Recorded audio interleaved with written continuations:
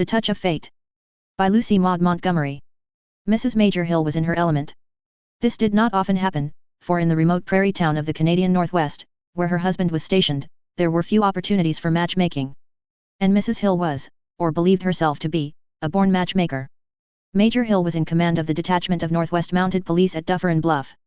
Mrs. Hill was wont to declare that it was the most forsaken place to be found in Canada or out of it, but she did her very best to brighten it up, and it is only fair to say that the NWMP officers and men seconded her efforts. When Violet Thayer came west to pay a long-promised visit to her old schoolfellow, Mrs. Hill's cup of happiness bubbled over. In her secret soul she vowed that Violet should never go back east unless it were post-haste to prepare a wedding trousseau. There were at least half a dozen eligibles among the M.P.S., and Mrs. Hill, after some reflection, settled on Ned Madison as the flower of the flock. He and Violet are simply made for each other, she told Major Hill the evening before Miss Thayer's arrival. He has enough money and he is handsome and fascinating. And Violet is a beauty and a clever woman into the bargain. They can't help falling in love, I'm sure, it's fate. Perhaps Miss Thayer may be booked elsewhere already, suggested Major Hill. He had seen more than one of his wife's card castles fall into heartbreaking ruin. Oh, no, Violet would have told me if that were the case. It's really quite time for her to think of settling down. She is 25, you know. The men all go crazy over her, but she's dreadfully hard to please. However, she can't help liking Ned. He hasn't a single fault. I firmly believe it is foreordained. And in this belief Mrs. Hill rested securely, but nevertheless did not fail to concoct several feminine artifices for the helping on of foreordination. It was a working belief with her that it was always well to have the gods in your debt. Violet Thayer came, saw, and conquered. Within 36 hours of her arrival at Dufferin Bluff she had every one of the half-dozen eligibles at her feet, not to mention a score or more ineligibles. She would have been surprised indeed had it been otherwise. Miss Thayer knew her power, and was somewhat unduly fond of exercising it. But she was a very nice girl into the bargain, and so thought one and all of the young men who frequented Mrs. Hill's drawing room and counted it richly worthwhile merely to look at Miss Thayer after having seen nothing for weeks except flabby half-breed girls and blue-haired squaws. Madison was foremost in the field, of course. Madison was really a nice fellow, and quite deserved all Mrs. Hill's encomiums.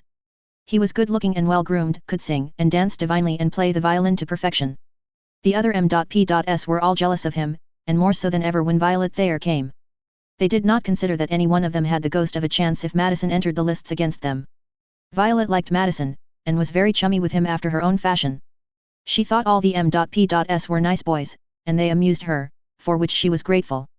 She had expected Dufferin Bluff to be very dull, and doubtless it would pall after a time, but for a change it was delightful. The sixth evening after her arrival found Mrs. Hill's room crowded, as usual, with M.P.s.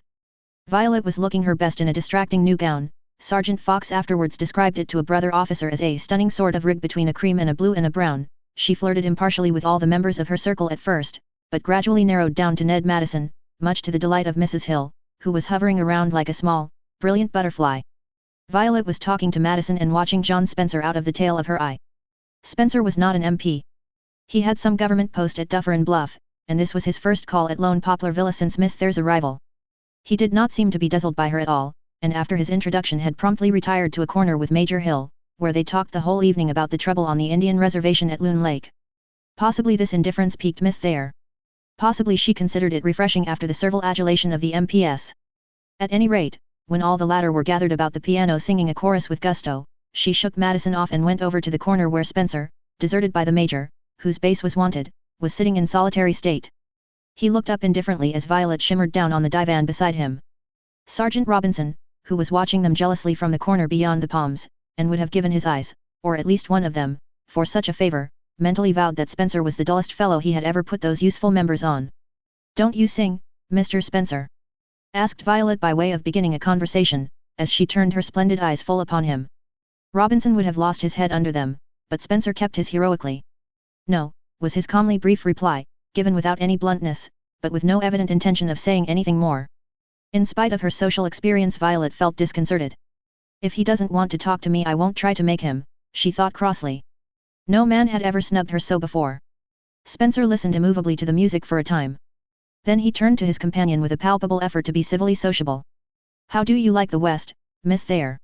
he said. Violet smiled, the smile most men found dangerous. "Very much, so far as I have seen it.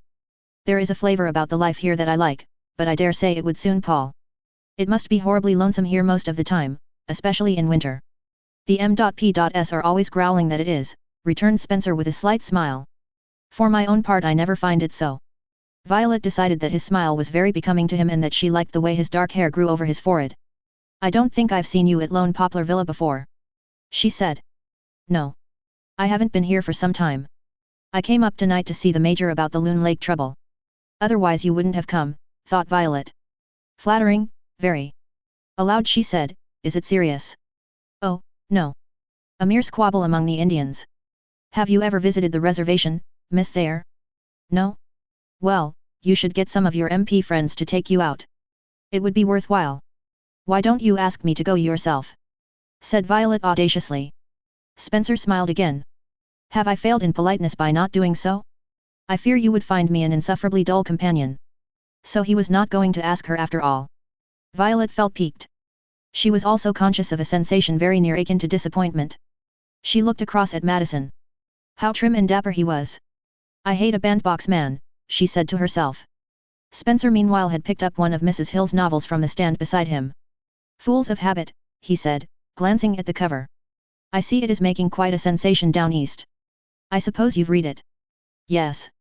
It is very frivolous and clever, all froth but delightful froth. Did you like it? Spencer balanced the novel reflectively on his slender brown hand. Well, yes, rather. But I don't care for novels as a rule. I don't understand them. The hero of this book, now, do you believe that a man in love would act as he did? I don't know, said Violet amusedly. You ought to be a better judge than I. You are a man. I have never loved anybody, so I am in no position to decide, said Spencer. There was as little self-consciousness in his voice as if he were telling her a fact concerning the Loon Lake trouble. Violet rose to the occasion. You have an interesting experience to look forward to, she said. Spencer turned his deep-set grey eyes squarely upon her. I don't know that. When I said I had never loved, I meant more than the love of a man for some particular woman. I meant love in every sense. I do not know what it is to have an affection for any human being. My parents died before I can remember. My only living relative was a penurious old uncle who brought me up for shame's sake and kicked me out on the world as soon as he could. I don't make friends easily. I have a few acquaintances whom I like, but there is not a soul on earth for whom I care, or who cares for me. What a revelation love will be to you when it comes, said Violet softly. Again he looked into her eyes. Do you think it will come? He asked. Before she could reply Mrs. Hill pounced upon them. Violet was wanted to sing. Mr. Spencer would excuse her, wouldn't he? Mr. Spencer did so obligingly. Moreover, he got up and bade his hostess good night. Violet gave him her hand. You will call again, she said. Spencer looked across at Madison, perhaps it was accidental. I think not, he said. If, as you say, love will come sometime, it would be a very unpleasant revelation if it came in hopeless guise, and one never knows what may happen. Miss Thayer was conscious of a distinct fluttering of her heart as she went across to the piano. This was a new sensation for her, and worthy of being analyzed. After the M.P.S had gone she asked Mrs. Hill who Mr. Spencer was. Oh, John Spencer, said Mrs. Hill carelessly. He's at the head of the land office here. That's really all I know about him. Jack says he is a downright good fellow and all that, you know. But he's no earthly good in a social way, he can't talk or he won't. He's flat. So different from Mr. Madison, isn't he? Very, said Violet emphatically. After Mrs. Hill had gone out Violet walked to the nearest mirror and looked at herself with her forefinger in the dimple of her chin. It is very odd, she said. She did not mean the dimple. Spencer had told her he was not coming back. She did not believe this, but she did not expect him for a few days. Consequently, when he appeared the very next evening she was surprised. Madison, to whom she was talking when Spencer entered, does not know to this day what she had started to say to him, for she never finished her sentence. I wonder if it is the Loon Lake affair again, she thought nervously. Mrs. Hill came up at this point and whisked Madison off for a waltz. Spencer, seeing his chance, came straight across the room to her. Sergeant Robinson, who was watching them as usual, is willing to make affidavit that Miss Thayer changed color. After his greeting Spencer said nothing. He sat beside her, and they watched Mrs. Hill and Madison dancing. Violet wondered why she did not feel bored. When she saw Madison coming back to her she was conscious of an unreasonable anger with him. She got up abruptly. Let us go out on the veranda, she said imperiously. It is absolutely stifling in here. They went out. It was very cool and dusky. The lights of the town twinkled out below them, and the prairie bluffs behind them were dark and sibilant. I am going to drive over to Loon Lake tomorrow afternoon to look into affairs there, said Spencer. Will you go with me? Violet reflected a moment. You didn't ask me as if you really wanted me to go, she said. Spencer put his hand over the white fingers that rested on the railing. He bent forward until his breath stirred the tendrils of hair on her forehead. Yes, I do, he said distinctly. I want you to go with me to Loon Lake tomorrow more than I ever wanted anything in my life before. Later on, when everybody had gone, Violet had her bad quarter of an hour with Mrs. Hill. That lady felt herself aggrieved. I think you treated poor Ned very badly tonight, 6. He felt really blue over it. And it was awfully bad form to go out with Spencer as you did and stay there so long. And you oughtn't to flirt with him, he doesn't understand the game. I'm not going to flirt with him, said Miss Thayer calmly. Oh, I suppose it's just your way. Only don't turn the poor fellow's head. By the way, Ned is coming up with his camera tomorrow afternoon to take us all. I'm afraid he won't find me at home, said Violet sweetly. I am going out to Loon Lake with Mr. Spencer. Mrs. Hill flounced off to bed in a pet. She was disgusted with everything, she declared to the Major. Things had been going so nicely, and now they were all muddled. Isn't Madison coming up to time? Queried the Major sleepily. Madison. It's Violet.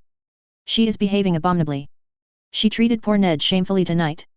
You saw yourself how she acted with Spencer, and she's going to Loon Lake with him tomorrow, she says. I'm sure I don't know what she can see in him. He's the dullest, pokiest fellow alive, so different from her in every way. Perhaps that is why she likes him, suggested the Major. The attraction of opposites and all that, you know. But Mrs. Hill crossly told him he didn't know anything about it, so, being a wise man, he held his tongue.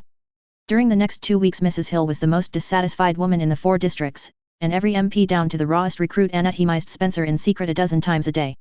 Violet simply dropped everyone else, including Madison, in the coolest, most unmistakable way. One night Spencer did not come to Lone Poplar Villa. Violet looked for him to the last. When she realized that he was not coming she went to the veranda to have it out with herself. As she sat huddled up in a dim corner beneath a silkily rustling western maple 2M.P.S came out and, not seeing her, went on with their conversation. Heard about Spencer? Questioned one. No. What of him? Well, they say Miss Thayer's thrown him over. Yesterday I was passing here about 4 in the afternoon and I saw Spencer coming in.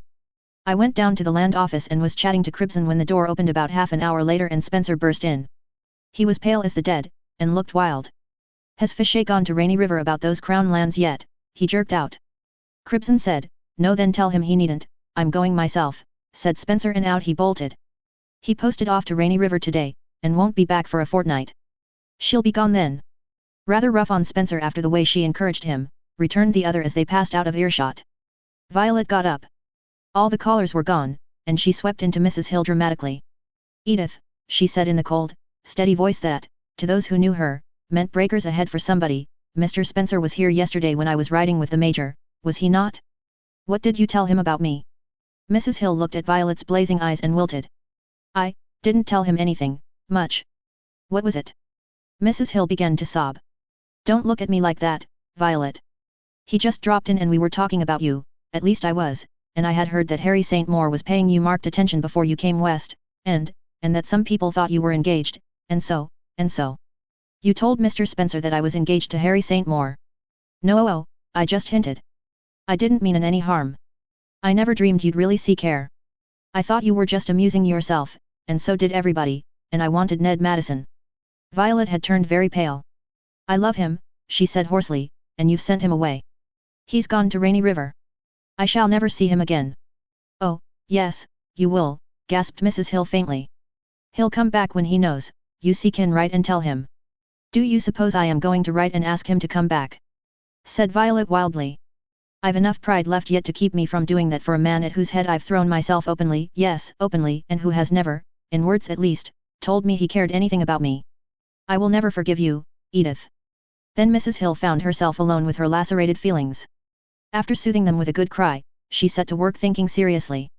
There was no doubt she had muddled things badly, but there was no use leaving them in a muddle when a word or two fitly spoken might set them straight.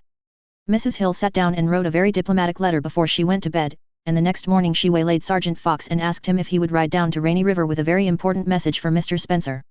Sergeant Fox wondered what it could be, but it was not his to reason why, it was his only to mount and ride with all due speed, for Mrs. Hill's whims and wishes were as stringent and binding as the rules of the force. That evening when Mrs. Hill and Violet, the latter very silent and regal, were sitting on the veranda, a horseman came galloping up the Rainy River trail. Mrs. Hill excused herself and went in. 5 minutes later John Spencer, covered with the alkali dust of his 20 miles ride, dismounted at Violet's side. The M.P.S. gave a concert at the barracks that night and Mrs. Hill and her major went to it, as well as everyone else of any importance in town except Violet and Spencer. They sat on Major Hill's veranda and watched the moon rising over the bluffs and making milk-white reflections in the prairie lakes. It seems a year of misery since last night, sighed Violet happily. You couldn't have been quite as miserable as I was, said Spencer earnestly. You were everything, absolutely everything to me.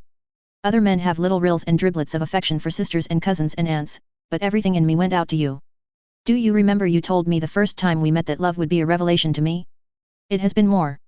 It has been a new gospel. I hardly dared hope you could care for me. Even yet I don't know why you do. I love you, said Violet gravely, because you are you. Than which, of course, there could be no better reason.